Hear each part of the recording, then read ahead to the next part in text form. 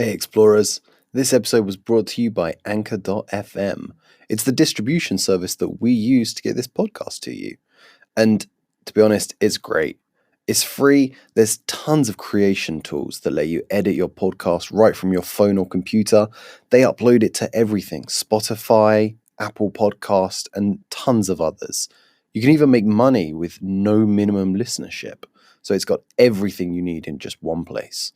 So download the free Anchor app or go to anchor.fm to get started. Hey guys, before we start this episode, just wanted to let you all know that we have started a Patreon. If you want to support us, links are in the description. We can buy new mics, we can get artwork done, you know, all that good stuff. On to the episode. JT, what's it like being near our fans? High fidelity everywhere. Perfect stereo.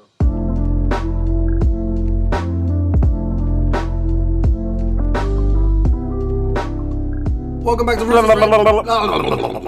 We're doing the Sorcerer. We're doing the Sorcerer today. Today is Sorcerer Day. Yeah, happy Sorcerer Day. Tomorrow is Sweden's National Day, but today is Sorcerer Day. Yeah, depending on when we release this episode, that may or may not be we've correct. dated it now. So we're looking at the Sorcerer. Now, to me, Sorcerer reminds me of the John Travolta meme from Pulp Fiction, looking around, being like, "Where is everything? Where is it?" Because the table of their progression of there's 6 leveling empty up. slots in the Sorcerer's table already. If you take out the ability score improvements, there's so many in a row from like level 3 to level 17, 18. You get basically no unique Sorcerer stuff. It all comes from your origin, which is kind of like your speciality. Yeah, which we will not talk about this episode. But yeah, so let's dive into it. Let's dive into it and find out why the fuck that is. Yeah, as we go in, like, I mean, Sorcerers definitely seem to have less of an exciting progression in terms of, like, shit that the book gives you straight off the bat. And Toby and I will get into, like, why we think that is as we go. Yeah, let's start with the grounding. The book suggests charisma and constitution. Charisma, obviously, because that's everything you're rolling off of, will be charisma. That's your spellcasting ability and everything. Constitution, why do you think that is? I mean, it's to help with your concentration spells. All the spellcasting classes have it. Yeah, so help with your concentration. Also, you have 1d6 hit dice. Yeah, so it helps subsidize your squishy nature. It's so squishy. It's so squishy. So yeah, 1d6 hit little dice. Proficiencies, armor, none. Helps with that as well. Yep, just run out there naked. Weapons. Daggers, darts, slings, quarterstaffs, and light crossbows. So it doesn't say simple weapons. You have very specific things. Yeah, I mean, you're probably going to have a quarterstaff, let's be real. You're going to have a staff, everyone always chooses it. Nothing wrong with that. Although you could have like a ritualistic dagger. That could be fun. It's nice that you have some ranged options as well. Yeah, a dart of ultimate evil. Why not? Those are your weapon proficiencies. Tools. Nil point. No tools. Yeah, that's none. That means none. French viewers, represent. What are your saving throws? So, your saving throws run off of Constitution Charisma. Yeah, which again makes sense. Yeah. Helps you cast those spells, helps you concentrate on those spells. Yeah. You only get 2 skill proficiencies out of Arcana, Deception, Insight, Intimidation, Persuasion, and Religion. Religion feels a bit funny. Kind of strange. What's religion doing there? I mean, even looking at the origins from the book, it's like, you know, I don't know. It just seems like you crash into the world as a magical ball of something. Yeah, and also you believe in God. Yeah, you have like a draconic bloodline or wild magic. I feel it leads itself to being shunned by religions almost. Yeah, I could see that. Or you could start a cult around your wild magic. Maybe that's it, I guess. Yeah. Yeah, religion does seem kind of like a wild card being thrown in there. Arcana, that makes sense. I think Deception, Intimidation, Insight. I think that goes with the kind of like charisma, and also you're an outsider. You've got to learn to get around people and work under the radar. They make sense with persuasion as well. Just religion's a bit weird. Are sorcerers naturally like a stigmatized class of people? It doesn't explicitly say, but I feel the They fluff are, like- lends to it. Yeah, they are like one of the few classes that isn't a like profession or trade. You didn't it learn doesn't. this. Yeah, it doesn't fall into a nice fit of society like clerics. Oh, you're priests. Kind of a liability. Yeah, barbarians are also a bit wild as well, I guess. But fighters, they're like, oh, they were soldiers. It's very clear. Druids, they help with nature. They're kind of like the shaman. Yeah, they still chose that path too. Yeah, Like you become a druid. And they all, you could picture a D&D village and where all these people fit into the economy of the D&D village. Yeah. So then the sorcerer is just kind of like, I'm magic! No! don't touch him, he's explosive. So, spellcasting, you get it at level 1. Straight away, you get 4 cantrips. Yeah, so these are the good parts of the sorcerer for sure. Is that like you start strong, like early on. 4 cantrips, level 1. The cantrips you know will go up, and you'll learn additional ones as you go. It caps out at level 10 with 6. You get your 5th one at level 4. Are sorcerers the class with the most cantrips known? Yeah, they are. Most other classes will cap out at 5, some at 4, but it definitely gives you some versatility, because obviously you can cast cantrips cantrips as are much nice. as you like. Yeah. Spell slots, it works the same way as every other full caster. You got the same amount of spell slots, you get them. Yeah, Use them so to when cast you spells. level up and you increase the amount of spells in certain spell slots that you can have, you can just get those spells. You just know those spells when you choose them. But you can only change those spells every time you level up, and you can only change one at a time. Yeah, there is a spells known column, which racks up by 1 each level until you get to about level 10, then it starts to slow down and it caps out at 15 at level 20. Well, you also get your 15th spell at level 17. So you have a set amount of spells and you can only change them when you level up. Yeah, that's a lot of spells though. And you can only change 1. Yeah, you So can only you're change one. really set in your ways. Yeah, you gotta choose wisely. So it's very similar to the Ranger. When you level up, you can change 1 spell. That's really spellcasting. Your spellcasting ability modifiers are your spell save DC is 8 plus your proficiency bonus plus your charisma modifier. And your spell attack modifier is your proficiency bonus plus your charisma modifier. Simple The stuff. exits are located on your left and right of the building. You also use an arcane focus. You have an ability to use an arcane focus. You don't have ritual casting though. So I think that's weird. Right? I mean, for like a naturally, this is very much more Harry Potter than it is like what I would assume. I don't know what's like Avatar or something. Like. Yeah, but I think it kind of makes sense because it again falls into the like not classically trained. You don't know the rituals. You just know the magic. The magic's in you. It kind of makes sense to not know the rituals to cast spells. Right, but having an arcane focus is kind of strange, right? You have to have like a physical thing that you use to cast your spell. You don't have to. You can use an arcane focus, which you means have you the don't ability. need the components and stuff. I think that's just a cool thing. I mean, your spellcasting focus can be anything. It can Right. just be like, I don't know, your mother's eye or something. That's very sorcerer-like. A dragon's eye. I don't know, yeah. Can it be like a tattoo? Yeah. Make that like your. I mean, sure. it's hard to lose a tattoo. Yeah, right? lose Like- it. I mean, like- cut off your hand. Yeah, It's like yeah. a hand tattoo that you cut off. Insult Talk to it, your DMs. Talk to your DMs. See what they say. You choose your sorceress origin, which is like your special ability, your special focus at level 1.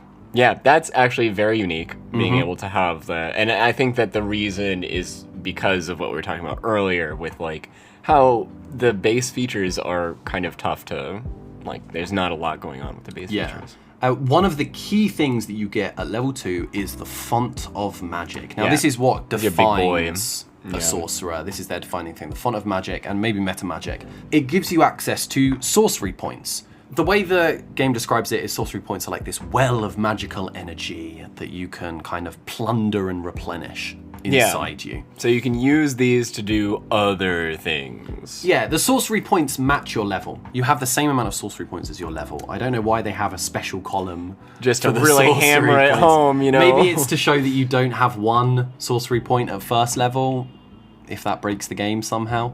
You regain them all at a long rest, but what do you do with them, JT? So with sorcery points, you can use them for your meta magic, which we'll talk about in a second, or you can use them to transfer between spell slots and sorcery points. So you can transform your sorcery points to spell slots according to the table on page 101. So this will be like 2 sorcery points for a first level slot. You can spend 3 sorcery points for a second, 5 for third, 6 for fourth, 7 for a 5th level spell slot. Yeah, so it goes up to 5th level, and they're interchangeable. So you can do the same spend thing. a spell slot to get sorcery points, and you can spend sorcery points to get a spell slot. And you can do it as a bonus action. So this is an in combat thing that's viable to you. That's pretty cool. Yeah. Any spell slots you create with this disappear at a long rest. If you were trying to get any Right, and you also get your about it. spell. You get your sorcery points reset back at a too. long rest. So. But yeah, it's super cool. It's a bit of a shame, I guess, that it only goes up to 5th level. But also, this makes you super versatile. Yeah. If you have like a spell, if you're in a party of 5, you have only a few 3rd level spell slots or whatever, and everyone needs a buff from one spell to get through a thing. You can give out that buff. You can like divvy up your spell slots, your high spell slots, lower you spell could be... slots to sync everything into one level or one spell to clear an obstacle. Yeah, and it makes you less like stringent on how you use your spells as well, because you know that like, you know, you can use a crap ton of this spell or whatever. It's like, oh, but won't you use up all of your spell slots for this thing? Well, I can also convert my sorcery points to get more spell slots. Yeah, it also makes, not only does it unlock changing lower spell slots into higher spell slots, because you can always use higher spell slots to cast lower level spells. Yeah. But it makes the changing from higher level spells to lower level spells more economical. Yeah. Because they're valued higher. So instead of using a 5th level spell slot to cast a 3rd level spell, because that's all you have left, you can convert change it into sorcery points, and then convert it. buy and back you, at you've the saved- marketplace of magic. You can buy it back. Yeah. It's like an exchange traded fund. Yeah, so it makes you super, super viable, and I think this might be one of the reasons you don't get many abilities, because you are so flexible with this system. Yeah, like the Bitcoin of magic. Is Bitcoin flexible? Yeah, you can use it to convert to different currencies. At what rate, though? All right, Litecoin. It's the Dogecoin of magic. All right, so that's Font of Magic. That's kind of the core of the Sorcerer. On top of this is meta magic. Yeah, so this is what you can use your sorcery points to actually do. So at 3rd level, this is when you first get 2 meta magic options of your choice. Mm-hmm. You'll get another one at 10th and another one at 17th, so not very frequently. Yeah. It's also worth saying you can only use one of these abilities on a spell. Right, You so they don't can't stack. stack them. Which Yeah.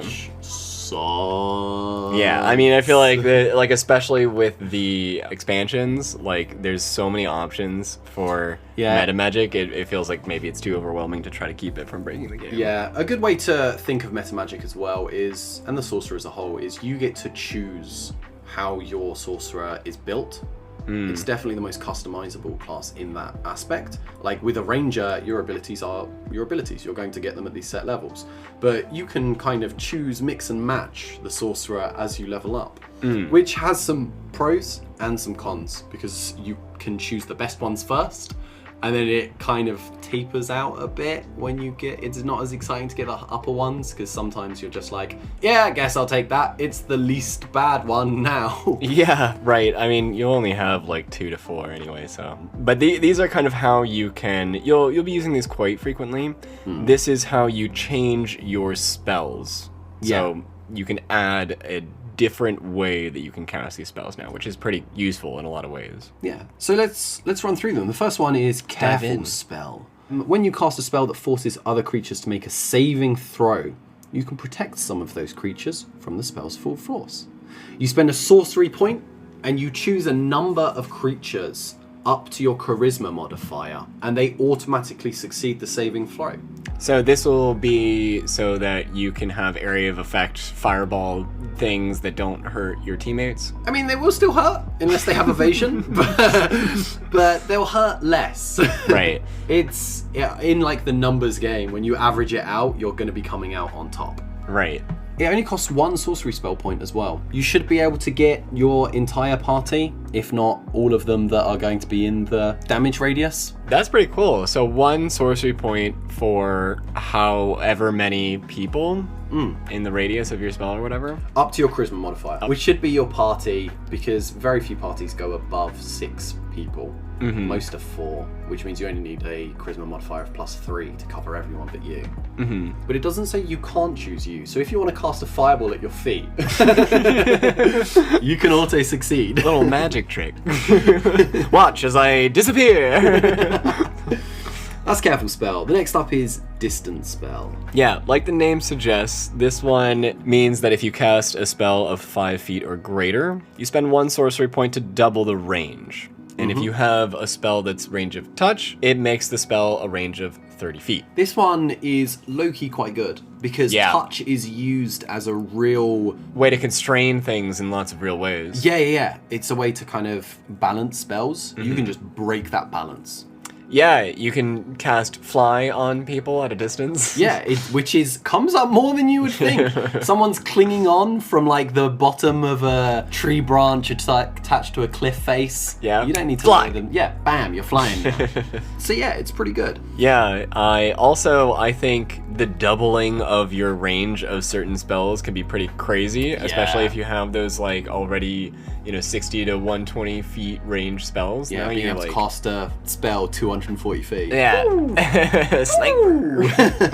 Empowered spell. I think this is quite a common one for people to pick up because it makes the numbers bigger. Yeah. When you roll a damage dice for a spell, you can spend a sorcery point and re-roll a number of the damage dice up to your charisma modifier.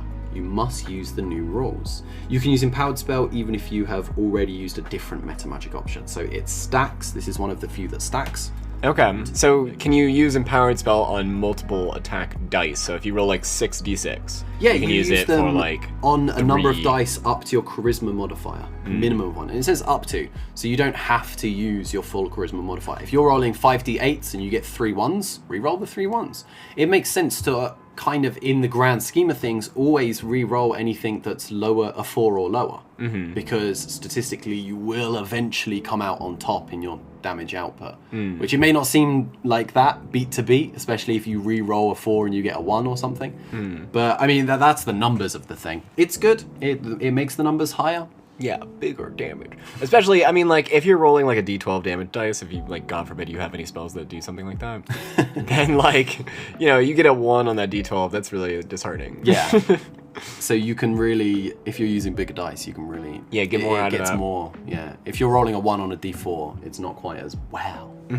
Extended spell. When you cast a spell that has a duration of 1 minute or longer, you double it. Costs 1 sorcery point up to a maximum of 24 hours. Yeah, I mean, that's great. I mean, there's a lot of spells like, fly or invisibility where, they might be constrained by the amount of time that you can use it. Yeah, especially if it's like a spell that has an hour plus effect time, doubling that. Pretty sweet. Yeah. Heightened spell. When you cast a spell that forces a creature to make a saving throw to resist its effects, you've got to spend 3 sorcery points. This one's a bit more expensive. And they have disadvantage on the first saving throw made against the spell. Okay. This makes people more susceptible to your spells. This is quite good for things like probing minds, illusion spells. Yeah, all things considered, it's quite expensive as far as 3 sorcery points. And you for only get one it on target. One. Yeah. One target and one. Yeah, it's. So I wonder what the circumstance they have in mind for that. Right, like I guess what's higher level spells. Yeah, or and against your BBEG. Yeah, Gios. Yes, your BBEG. Yeah, I don't know, right? Like maybe you're trying to read the mind of like the BBEG, and I could see that being quite critical. Give them like imposed disadvantage on them for something that's quite critical. Yeah, I still think it's a bit expensive. It still is a little expensive. Quicken spell. This one's great. Yeah, Quicken spell is basically any spell that has a casting time of 1 action. You spend 2 sorcery points, a little expensive, to change the casting time to 1 bonus action. So this comes with a pretty big caveat. Something that we have talked about in our previous episode on magic, where when you cast spells as a bonus action, then you can't cast another spell during the same turn except for a cantrip with a casting time of 1 action. Yeah. So you kind of have to plan around it. Yeah. And it means you can cast cantrips and a spell in the same turn. That's cool. Yeah. Definitely. But Can't use your when reaction. when you first read this, you think, 2 spells a turn. Awesome. It's not that, unfortunately. Yeah.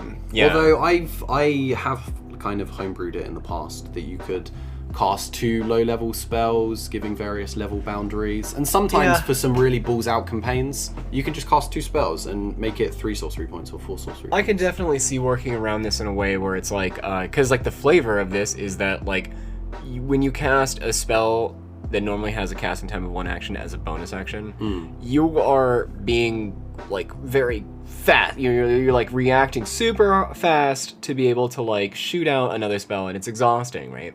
So this might be different if you wanted to do really big exerting spells than if you wanted to do smaller, more like, maybe you could work something around that if you wanted to do that's smaller cool. spells. Again, as always, talk to your DM. DMs, if you're listening, be open to it, because you can get some really, really creative scenarios come up with people mixing and matching 2 spells. Yeah, but if you do want a way to shut down that, like, I want to cast 2 enormous spells in one turn, I mean, this is the easiest way to do that. You can only do 1 spell per... It's happened to me a couple times where there's some, like, clutch moment, and the sorcerer is, like, looking through all his spells and looking through his abilities, and he sees Quicken Spell, and he goes, I can... Oh. Yeah, right. Yeah, this is like, everyone's very quiet. And it's like, you can't. So, I mean, be open to it. Next is Subtle Spell. You can use a sorcery point to cast a spell without any somatic or verbal components. This is super, super cool. Again, so you can it's round sack the bag on the wizard, head. but you can't sack the sorcerer, at least if they have Subtle Spell. Again, super, super cool. This is something that is underlooked in roleplay scenarios. A lot of times people want to do like a sneaky spell on someone they're talking to maybe like make them better friends or whatever, or to intimidate them. But what people don't realize is that you are there waving your hands Casting around a spell going, is obvious. Sundar! Yeah, casting a spell is obvious. It should look like Harry Potter or some shit. Like you have to say some shit and move your hands around, and you have like usually some kind of focus that you need to use. Like it's a big event. Yeah, so having Subtle Spell opens that door to you. Yeah. Tween Spell. This is definitely the longest one. So this one just makes it so if you have a spell that you can use to target a creature, you can spend a number of sorcery points equal to your spell's level to target a second creature in range with the same spell. Yeah, that's 1 if it's a cantrip. Yeah, so that's great. I mean, like, there's lots of spells where it's pretty nice to be able to hit 2 people with the same one. Yeah, it's got that kind of constriction where you've got to cast the same spell, but you are doubling the effect of a spell, which you can cast 2 fireballs. Yeah. That's a lot of damage coming out. Well, no, it has to be something that targets only 1 creature. So it can't be an AoE. So you can't cast fireball. Yeah, but it does have a lot of options. I mean, there's a lot of like single target DPS spells. Yes. Damage spells. You can. It's got to be different targets. Fire that kind bolt. of sucks. But maybe your BBEG has a doubly evil twin. At 4th level, that's it for meta magic anyway. That's like the bread and butter of sorcerers and basically everything interesting that we'll talk about this episode. Yeah, after this it's just ability score improvements. 4th, 8th, 12th, 16th, and 19th. Yep, and as always, you get your choice of increasing 1 ability score by 2 or 2 by 1. After this, we have our disappointing level 20. Ooh. The disappointing level 20 today is you regain 4 expended sorcery points whenever you finish a short rest. Yay! Yay! I mean, it's good. That's like a quarter, almost a third, sorry, of your sorcery points. Yeah, now you're just using sorcery short- points like as even short rests. more. Yeah, It makes you way more versatile. It's cool. Yeah. Cool, yeah. Yeah. Points, I guess. More money, Yeah. more problems. That's it. That's the Sorcerer. Yeah. Definitely one of the weirder classes. Yeah, let us know your thoughts on this and how you make your sorcerers. I think our thinking on sorcerers is that this gives you more room to craft a person. I'm thinking maybe it gives you a lot of options for multi-classing as well. Yeah. I think a Sorcerer is a really good class to multi-class into because you get these abilities so early. You only need to Super put, early. 2-3 levels. You already have access to meta magic. You have Almost access everything. To, yeah, basically everything. Yeah. It's definitely one to think about if you're multi-classing. Mm-hmm. Well, that's it for this week at least. Yup. You can help support us on Patreon. Link is in the description. We love you. Send us money so we can buy more than one mic. Share this podcast with friends. It really, really helps. Oh God, I feel disgusting saying it, but yeah. Yeah, it's really, really cool to have listeners. You can email us. Yep. Toby@rawswritswrittenshow.com. Love hearing absolutely anything. You could just send me a picture of your balls and I'd love it.